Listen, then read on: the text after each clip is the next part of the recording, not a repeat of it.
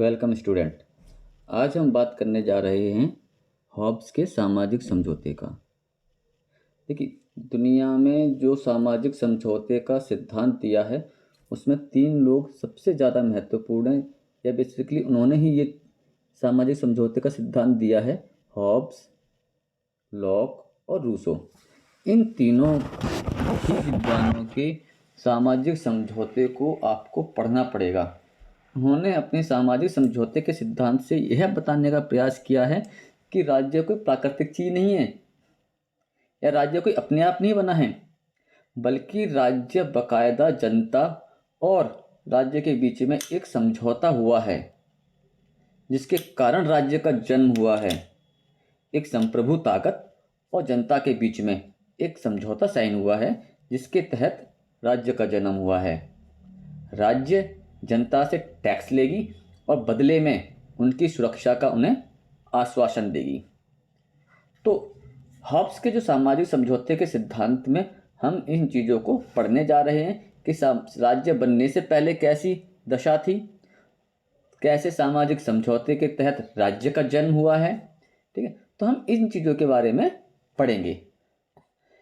तो इसकी हमने भूमिका एक लिखी है कि हॉब्स के सामाजिक समझौते का आलोचनात्मक वर्णन है। तो हमने इसकी भूमिका लिखी है कि राज्य के सामाजिक समझौते का जो सिद्धांत है वो 17वीं और 18वीं शताब्दी में दिया गया है। और जो हमने अभी बात बताई है कि जो सबसे पहले सामाजिक समझौते के सिद्धांत की जो समर्थन किया था वो सोफिस्टों ने यूनान में किया था, लेकिन जो है ये उतना ज़्यादा हाईलाइट हुआ नहीं। लेकिन हॉब्स के टाइम से जब हॉब्स, लॉक और रूसो इन तीनों ने सामाजिक समझौते का सिद्धांत दिया तो ये ज़्यादा हाईलाइट हुआ है। ठीक है, तो सबसे पहले जो सामाजिक समझौते का सिद्धांत दिया है वो हॉब्स ने दिया है। ये बिल्कुल एक सिस्टमेटिक ढंग से दिया है। इससे पहले सोफिस्टों ने भी करा है, मध्ययुगीन में भी इस विचारधारा का समर्थन मिलता रहा है, लेकिन किसी ने भी इसे एक लीगल वे से नहीं दिया है, एक तरीके से नहीं बताया है। लेकिन हाँ, हॉब्स ने इसे एक विधिवत तरीके से सामाजिक समझौते का सिद्धांत दिया है। और पहला व्यक्ति ऐसा है हॉब्स, लॉक, रूसो में भी जिसने ये सामाजिक समझौते का सिद्धांत दिया है।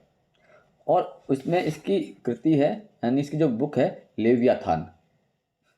तो लेवियाथान के जो है अंदर 18वें अध्याय में इसने सोशल कॉन्ट्रैक्ट के बारे में बताया है।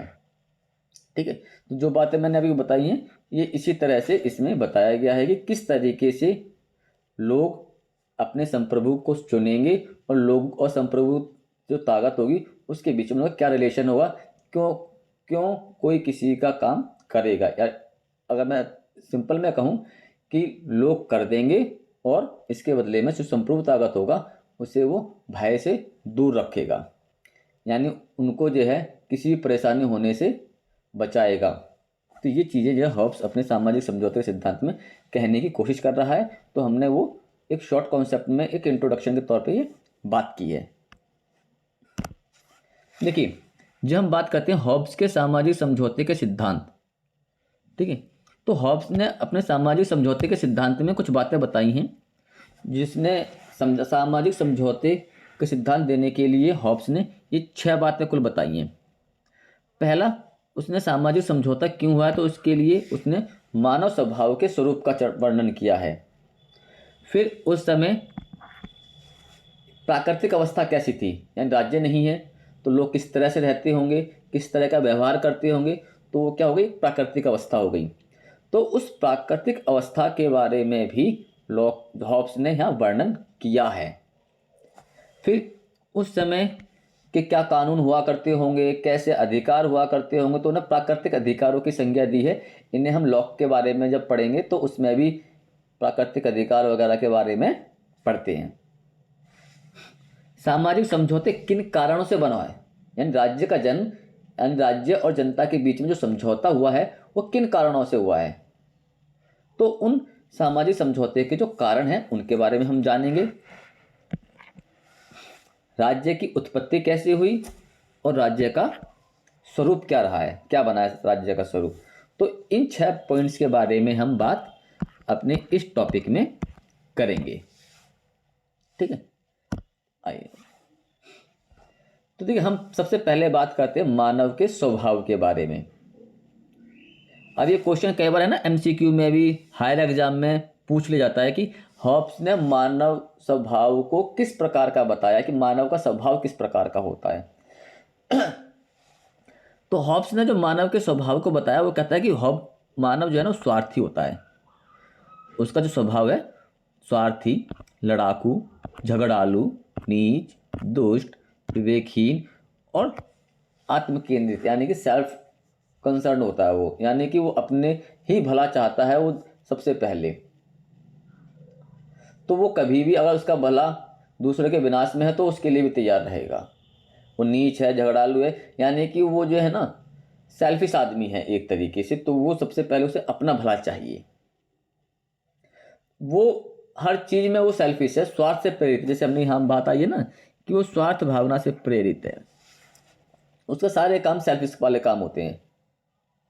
और वो हमेशा अपनी हर ये जुगत बढ़ाएगा कि वो उसकी काम हो जाए, बाकी चाहे किसी के रह जाए, पर उसके काम होने चाहिए। इसके लिए वो किसी भी हद तक जाने के लिए तैयार है। जब ऐसा होगा, जब एक आदमी ऐसा सोचेगा, अन्य नहीं सोचे, तो सिचुएशन चल सकती है। अदरवाइज सभी आदमी ऐसे सोचने लगेंगे। क्योंकि हॉब्स कोई एक आदमी की वर्णन तो कर नहीं रहा है, उसने सभी आदमियों को इसी प्रकार का बताया है। जब सभी आदमी इसी प्रकार के हो जाएंगे तो क्या हुआ, परिणाम स्वरूप आपस में ही एक कंपटीशन हो जाएगा, एक दूसरे के खिलाफ संघर्ष, लड़ाई झगड़ा होना चालू हो जाएगा। और वो अपने भले के लिए दूसरों को हराना चाहेंगे, दूसरे को गिराना चाहेंगे। और इसमें क्या होगी, 3 पॉइंट बताता है वो कि आपस में मनुष्य लड़ने लगेगा। और लड़ने के 3 कारण क्या हैं? एक, प्रतिद्वंदिता, यानी कि हमें सबसे अच्छा बनना है, मतलब अपने काम सबसे पहले कराने हैं, तो एक कंपटीशन हो जाएगा। जब कंपटीशन होगा तो वो उससे अपने कॉम्पिटिटर से डर भी रहेगा, तो एक भय का वातावरण बनेगा। और फिर वो हर आदमी की इच्छा होती है कि उसके काम सक्सेसफुल हो जाए ताकि लोग उसका नाम लें, तो कीर्ति पाने की लालसा। ये 3 कारण हैं जो इस संघर्ष के मुख्य कारण बन जाएंगे। मानव स्वभाव के कारण, इन 3 स्वभाव के कारण हमेशा एक अनिश्चितता की, भय का वातावरण प्राकृतिक अवस्था में बन जाएगा। ये मानव स्वभाव के कारण है। उसके 3 पॉइंट्स ने बता दिए हैं। ठीक है, तो इसमें जो प्रतिद्वंदिता शुरू होगी, जिससे क्या होगा, एक व्यक्ति दूसरे व्यक्ति को शंका की दृष्टि से देखेगा, जिससे वह भयभीत हो जाता है, यानी भय की उत्पत्ति हो गई। और जो है वो अपने काम को पूरा करके अपनी विजय गाथा सुनना चाहता है, जिससे क्या है, वो कीर्ति पाने की लालसा। और कीर्ति पाने की लालसा में जब दूसरे से कॉम्पिटिशन करेगा तो क्या हो जाएगा, एक संघर्ष की स्थिति उत्पन्न हो जाएगी। अब पहला पॉइंट तो हमने पढ़ लिया, मानव स्वभाव किस प्रकार का है। अब दूसरा जो पॉइंट है वो है प्राकृतिक अवस्था का। अब ये प्राकृतिक अवस्था के बारे में जब हम बात करेंगे तो यह है, अब देखिए प्राकृतिक अवस्था के बारे में अब हॉब्स वर्णन करेगा कि उस समय जब राज्य नहीं था तो प्राकृतिक अवस्था यानी उस समय का एक समाज किस प्रकार का था। तो अब जो है इस बात होती है, तो प्राकृतिक अवस्था के बारे में बताता है कि हॉब्स के अनुसार राज्य की उत्पत्ति से पहले प्राकृतिक अवस्था थी। राज्य नहीं है तो प्राकृतिक अवस्था थी। इस अवस्था में लोग हमेशा ना युद्ध लड़ते रहेंगे। जैसे अभी पिछले हमने बात की थी, मानव स्वभाव के कारण युद्ध की स्थिति उत्पन्न हो जाएगी, तो आपस में युद्ध करेंगे। ठीक है, अब इससे क्या होगा, एक अराजकता की स्थिति है। हर आदमी अपने आप को असुरक्षित महसूस कर रहा है। लेकिन उस समय भी है ना, कुछ प्राकृतिक अधिकार कानून थे। अब वो प्राकृतिक अधिकार और कानून क्या थे कि हर कोई काम अपने, तो देखिए ऐसा नहीं है कि उस समय कोई भी जो है कानून मतलब नियम नहीं थे। लोग आपस में ही कुछ नियमों का पालन करते थे, जो उस समय 19 प्रकार के थे। जैसे इसमें से हम कुछ बात करते हैं कि जो है ना, कि उस टाइम प्राकृतिक जो अधिकार वगैरह थे तो उसमें कुछ थे कि सभी मनुष्य अपने प्राकृतिक अधिकार को त्याग करेंगे, मनुष्य अपने वचनों का पालन करें, यदि ऐसा नहीं करेगा तो दंड का भागी होगा, प्रत्येक मनुष्य शांति से रहेगा। तो ऐसे करके कुल 19 नियम थे जो प्राकृतिक अधिकार के तौर पे थे। अब यहाँ पे समझौते का कारण क्या होता है, तो हॉब्स है ना, अपनी जो उसके जो है टॉपिक है, बुक है सोशल कॉन्ट्रैक्ट, इसका ध्यान रखना पड़ेगा। ठीक है। सोशल कॉन्ट्रैक्ट की जो थ्योरी है वो इन तीन ने दी है। तो ये ज़्यादातर किस किस फिलोसफर ने ये जो है थ्योरी दी है, तो इसका एमसीक्यू में भी कई बार हायर एग्जाम में पूछता है। तो जो सामाजिक समझौते के जो कारण थे, वो एक तो जो अभी बताई बात हमने कही कि हाँ जी, उस समय प्राकृतिक अवस्था में अराजकता का वातावरण था, लोग असुरक्षित थे, ठीक है। तो इस स्थिति में लोगों की लाइफ को सिक्योर करने के लिए एक संप्रभु राज्य यानी सोवरेनिटी पावर की जरूरत थी, जो सभी के साथ न्याय कर सके या जो सबसे ज़्यादा ताकतवर हो और सबसे अपनी बातें मनवा सके। तो एक ऐसे व्यक्ति की उन्हें जरूरत थी। प्राकृतिक अवस्था में प्राकृतिक अधिकार तो थे, लेकिन सब लोग अपनी मनमानी से व्याख्या करते रहते थे, ठीक है। तो अर्थ का अनर्थ हो जाता था। कोई भी व्यक्ति प्राकृतिक अधिकारों को अपनी तरह से व्याख्या करके अपने जो है उत्तरदायित्वों से बचने की कोशिश करता था।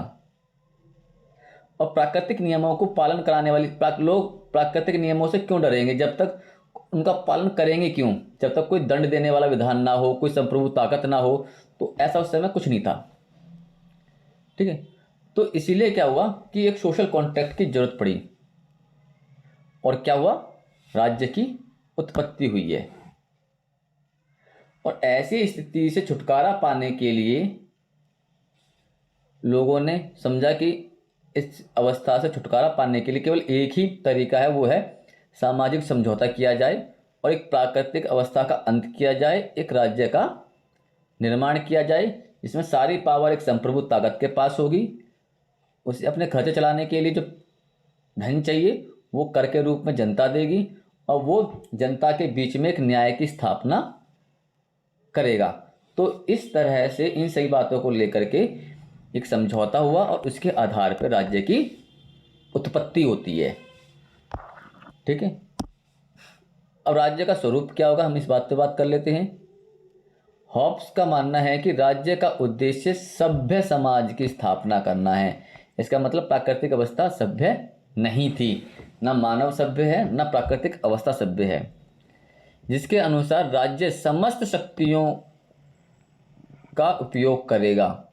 देखिए यहाँ जो बात ध्यान देने वाली है, हॉब्स, लॉक और रूसो, इन तीनों के सामाजिक कॉन्ट्रैक्ट में जो हॉब्स को अलग बना रहा है वो ये है कि यहाँ पे है ना, ये किसी डेमोक्रेसी व्यवस्था की बात नहीं करता है, ये मोनार्क की बात करता है, राजा की बात करता है, डिक्टेटर की बात करता है। ये किसी भी लोकतांत्रिक व्यवस्था की बात नहीं कर रहा है, ठीक है। और जिस व्यक्ति के अंदर ये सारी शक्तियां निहित होंगी उसे प्रभु सत्ताधार यानी संप्रभु ताकत कहा जाएगा। और समझौते के बाद समाज और राज्य बने हैं, और इसी से कला और साहित्य विज्ञान का जन्म हुआ है। अगर राज्य नहीं बनता तो ना तो कला होती, ना साहित्य होता, और ना ही विज्ञान होता। क्यों? क्योंकि आदमी आपस में लड़ रहा होता, और विज्ञान का जन्म ना होता, वो जो है प्रकृति के बारे में नहीं सोच सकता था। तो हमें ये भी ध्यान रखना है कि प्राकृतिक अवस्था में संप्रभु ताकत एक व्यक्ति को बना रहा है, यानी मोनार्क हो सकता है, वो डिक्टेटर हो सकता है, कोई भी हो सकता है। ये व्यवस्था जो दी गई है हॉब्स के द्वारा, उसमें इंग्लैंड की तात्कालिक जो परिस्थिति थी उसको भी ध्यान में रखा गया है, क्योंकि उस टाइम इंग्लैंड में भी बहुत उथल पुथल का काल था। और हॉब्स का मानना ये था कि इस उथल पुथल को है ना, कोई राजा ही या मोनार्क या डिक्टेटर ही सही कर सकता है, लोकतांत्रिक व्यवस्था उसे ठीक नहीं कर सकती है। तो हॉब्स के ऊपर जो उस समय इंग्लैंड की राजनीतिक व्यवस्था थी, जो उथल पुथल चल रही थी इंग्लैंड में, तो उसका भी प्रभाव हॉब्स के ऊपर दिखता है। अब देखिए हॉब्स के जो सामाजिक समझौता है उसकी विशेषताएं क्या हैं। यह समझौता है ना, राजनीतिक और सामाजिक दोनों ही प्रकार का है। सामाजिक समझौता कोई सरकारी समझौता नहीं है, बल्कि लोगों ने स्वेच्छा से ये समझौता किया, राज्य से किसी दबाव में नहीं किया है। लोगों को एक सुकून की जिंदगी चाहिए, एक अराजक जो स्थिति उत्पन्न हो रखी है वो खत्म होनी चाहिए उनके लिए, अपना व्यापार कर सके वो, ठीक है। ये चीज़ें लोगों को चाहिए। और राजा को चाहिए, जो मुनाक होगा, संप्रभु ताकत होगी, उसे अब ताकत चाहिए, पैसा चाहिए। तो वो जो है राजा उन्हें शांति देगा, सुरक्षा देगा, और लोग उसे टैक्स देंगे। और शासन के ऊपर है ना, कोई भी किसी भी प्रकार का बंधन नहीं है। डिक्टेटर या जो सुप्रीम पावर है उसके पास असीम शक्तियां हैं। शासन के द्वारा जो बात कही जाएगी, जो शासन कहेगा वो कानून बनेगा। और इस समझौते में सिर्फ संप्रभु की स्थापना हुई है, और इसीलिए जो संप्रभुता है ना वो अविभाज्य होगी। ऐसा नहीं है कि 2 संप्रभु बन जाएं, 3 संप्रभु बन जाएं, जिस लोकतंत्र में हर नागरिक संप्रभुता रखता है। वो चीज संप्रभुता जो है वो अविभाज्य है, सिंपल। संप्रभुता किसी और को ट्रांसफर नहीं की जा सकती। व्यक्ति के प्राकृतिक अधिकार यहाँ पे समाप्त हो जाते हैं, पूरी तरह से प्राकृतिक अधिकार समाप्त हो जाते हैं। तो ये 6 जो बातें हैं सामाजिक समझौते की, मोटी मोटी, वो आपके सामने यहाँ दी गई हैं। ठीक है, इसके बाद हम बात करते हैं कि ये अरस्तु यहाँ गलत लिखा हुआ है, यहाँ हॉब्स है। ठीक है, तो हॉब्स के सिद्धांत की आलोचना क्या है? हॉब्स के सिद्धांत की जो है आलोचना है, तो वो उसकी हम बात करते हैं तो हम यहाँ देखते हैं कि मानव का जो स्वभाव की जो अवधारणा है वो कहीं ना कहीं हॉब्स ने, है ना, गलत मानव स्वभाव के बारे में सोचा है। हाँ, जो मानव स्वभाव के बारे में सोचा, भी हमने बात की थी कि कहीं ना कहीं इंग्लैंड की जो उस समय तत्कालीन परिस्थिति थी उसका प्रभाव था। उस छोटे से टर्म को लेकर के हम मानव स्वभाव के ऑल ओवर, जो सालों साल से चले, दशकों से, शताब्दियों से जब मानव स्वभाव की व्यवस्था चली आ रही है, हम उसे तो गलत नहीं ठहरा सकते। या इंग्लैंड में कुछ लोगों को लेकर के हम पूरी दुनिया के लोगों के स्वभाव का तो वर्णन नहीं कर सकते। अगर लोग गलत ही होते तो विवेक, नैतिक, ऐसे जो वर्ड हैं वो आते ही नहीं। अगर लोग गलत ही होते, इतना उनका स्वभाव गलत होता, तो सामाजिक समझौते के लिए ही बढ़ना उनके लिए मुश्किल हो जाता। अपने अधिकारों को छोड़ करके एक साथ आना, इसके लिए बहुत नैतिकता चाहिए। चलिए, मानव के अधिकारों के हनन की हम बात करते हैं। जैसे हम बात करते हैं कि हॉब्स ने लेवियाथान को, इट्समिनटो से जो संप्रभु ताकत है उसे एक बना दिया है? सारे अधिकार एक व्यक्ति को समर्पित कर दिया, हमारे सारे अधिकार खत्म हो जाएंगे और एक निरंकुश राजा बन जाएगा लेवियाथान। तो ये भी है ना, मानव अधिकारों की उपेक्षा हो रही है यहाँ पे। आज के लोकतंत्र के युग में हम इन चीज़ों की कल्पना भी नहीं कर सकते हैं। अगर हम आज के युग में बैठ के हम मध्यकाल युग की बात करने लगे ना, वो तो अब पॉसिबल नहीं है ना। तो कहीं ना कहीं ये हम देखते हैं कि मानव के अधिकारों का यहाँ उल्लंघन करते हुए पाया जाता है हॉब्स। अब हम बात करते हैं कि भावी पीढ़ियों हैं, ये पीढ़ियाँ हैं, यहाँ वीडियो लग गया है, यहाँ पीढ़ियाँ हैं, नेक्स्ट जनरेशन। जो हमारी नेक्स्ट जनरेशन है उसके लिए अनुपयुक्त हो जाता है। हॉब्स ने जो सिद्धांत दिया उस समय की इंग्लैंड की तत्कालीन परिस्थिति में तो ठीक हो सकता है, लेकिन ऑल ओवर वर्ल्ड ठीक नहीं हो सकता। ये आज के टाइम में तो बिल्कुल भी नहीं हो सकता, क्योंकि आज का टाइम लोकतांत्रिक युग है और आज की पीढ़ियों के लिए ये उस व्यवस्था का कोई मतलब नहीं है। आज की व्यवस्था में लोगों को लोकतंत्र चाहिए, लोगों को अधिकार चाहिए, लोगों को स्वतंत्रता चाहिए। तो वो निरंकुश राजा को वो जो है सहन नहीं करेंगे। जैसे यहाँ अगला पॉइंट दे रखा है आलोचना के लिए कि निरंकुशता का समर्थन करता है। आज की डेट में जनता लोकतंत्र में विश्वास करती है, निरंकुशता में नहीं। तो देखिए, ये हमने जो है हॉब्स के जो टॉपिक है उसमें पहले हमने भूमिका पढ़ ली, फिर हमने ये पढ़ लिया कि हॉब्स के सामाजिक समझौते के 6 सिद्धांत जो थे उनके बारे में पढ़ा, जैसे कि मानव स्वभाव, ठीक है, फिर प्राकृतिक अवस्था कैसी थी, प्राकृतिक अधिकार, प्राकृतिक कानून क्या क्या थे, समझौता क्यों हुआ, समझौते के कारण क्या थे, राज्य की उत्पत्ति कैसे हुई, फिर राज्य का स्वरूप कैसा था, और हॉब्स के सामाजिक समझौते की क्या क्या विशेषताएं थी, ये हमने पढ़ा है। और इसकी हमने फिर आलोचना भी की है कि हॉब्स के सिद्धांत की जो सामाजिक समझौता सिद्धांत दिया है उसकी हमने आलोचना भी यहाँ करते हैं। फिर अपने क्वेश्चन को बाइंड अप करने के लिए हम निष्कर्ष भी देंगे, तो आप अपने हिसाब से निष्कर्ष लिख सकते हैं। हमने जो यहाँ पे लिख के दिया है कि आलोचना के बावजूद सामाजिक समझौते के सिद्धांत को प्रतिपादित करके राज्य को आकार प्रदान किया। ये तो ये पहली बहुत बड़ी अचीवमेंट थी कि राज्य को जो है एक आकार प्रदान कर दिया। ये बताया कि राज्य एक जो है कोई प्राकृतिक चीज़ दी हुई नहीं है, वो मानव के द्वारा खुद क्रिएट की हुई है। इसीलिए राज्य है ना, वो जनता के प्रति सोचे, अपने दायित्वों को निभाए। अगर हम आज की डेट में हॉब्स के सिद्धांत को भी लेकर के आते हैं तो उससे भी हमें यही निकलेगा कि जो है राज्य प्राकृतिक नहीं है, राज्य आदमियों द्वारा बनाया गया है। इसीलिए राज्य को जो जनता के प्रति जो उसे कर्तव्य है उसका पालन करे, अपने कर्तव्यों से राज्य विमुख ना हो, वरना कॉन्ट्रैक्ट तोड़ा भी जा सकता है। तो कॉन्ट्रैक्ट इस चीज़ को लेकर कहीं ना कहीं राज्य के कर्तव्यों का बोध कराता हुआ हमें दिख रहा है। ये अपने आप एक बहुत बड़ी क्रांति थी कि राज्य प्राकृतिक नहीं है, मानव निर्मित है। तो ये अपने आप में बहुत जो है रेवोल्यूशनरी चीज़ थी। उसके लिए राज्य साध्य की ओर ले जाने वाला साधन है, स्वयं साध्य नहीं है। सोशल कॉन्ट्रैक्ट के साथ ही हॉब्स ने संप्रभुता की अवधारणा को भी प्रतिपादित किया। इससे पहले संप्रभुता के ऊपर बहुत सी बातें रही हैं, ये एक डिबेटेबल विषय रहा है, लेकिन संप्रभुता को क्लियर तौर पे हॉब्स ने यहाँ वर्णन किया है। हॉब्स के चिंतन को हम वैज्ञानिक कहेंगे क्योंकि उसने मानव स्वभाव को यथार्थ चित्रण किया है और मानव स्वभाव के विश्लेषण पर ही उसने अपने सिद्धांत को ढाला है। तो हमने इस क्वेश्चन को इस तरह से फ्रेम किया है कि ये आपके डीयू में और अदर जो यूनिवर्सिटीज़ में हॉब्स के सामाजिक समझौते के सिद्धांत के बारे में पूछा जाता है। हायर एजुकेशंस में यूजीसी नेट में भी इसके बारे में बहुत सारे एमसीक्यूज इसमें से आते हैं। और आप जो है चाहे पीजीटी का एग्ज़ाम दो, चाहे टीजीटी का एग्ज़ाम दो या अदर एग्ज़ाम दो जो हायर एग्ज़ाम होते हैं, तो उसमें हॉब्स के इन सिद्धांतों के बारे में डिटेल में पूछा जाता है। हमें स्पेशल तौर पर ध्यान देना है कि अगर डीयू में ये क्वेश्चन आता है या किसी यूनिवर्सिटीज़ में ये क्वेश्चन आता है तो हमें इस क्वेश्चन को किस तरीके से फ्रेम करना है। तो ये क्वेश्चन को हमने उसी तरह से फ्रेम किया हुआ है। उम्मीद करता हूँ कि आपको ये वीडियो पसंद आई होगी। धन्यवाद।